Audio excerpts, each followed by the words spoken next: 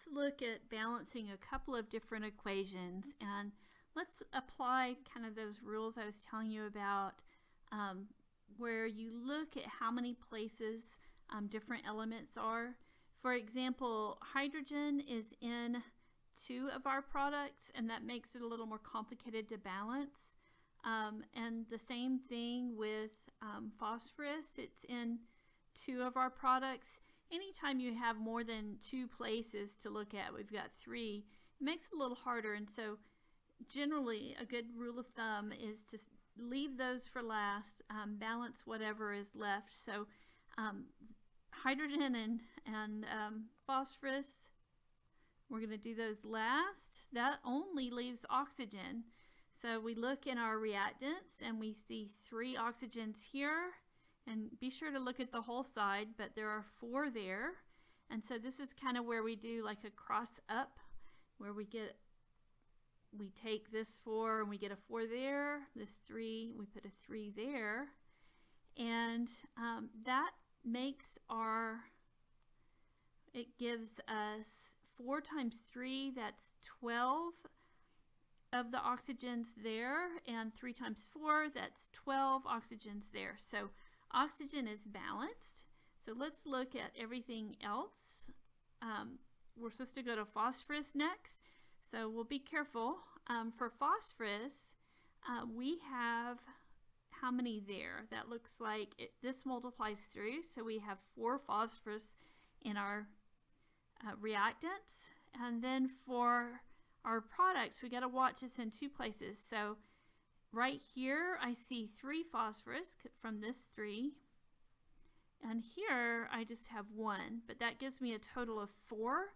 So phosphorus is balanced. Let's go to hydrogen. Hydrogen here, I have 4 times 3, that's 12 total. If I look here, this is 3 times 3, that's 9 hydrogens there, but then we have 3 here, and so we have 12. So by leaving those that looked harder to balance to last, they just worked out for us.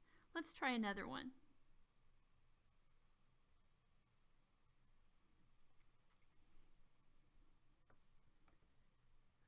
What I see on this one is that we have oxygen by itself somewhere right here, and that means I can put any coefficient in front of that and it won't mess up anything else. So normally I would save that for last, but if you notice, everything else is already balanced. The phosphorus, there's 1 and 1, the bromine, there's 3 and 3. So we're just going to start by balancing our oxygen.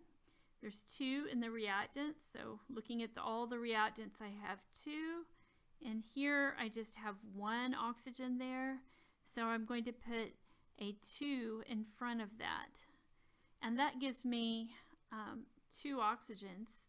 So oxygen is balanced, but let's look at our other elements now.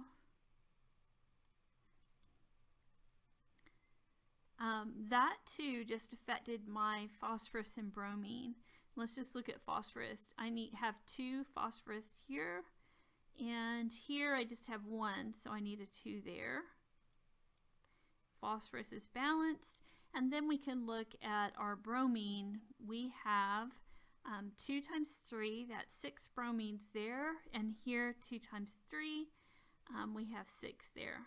So everything is balanced.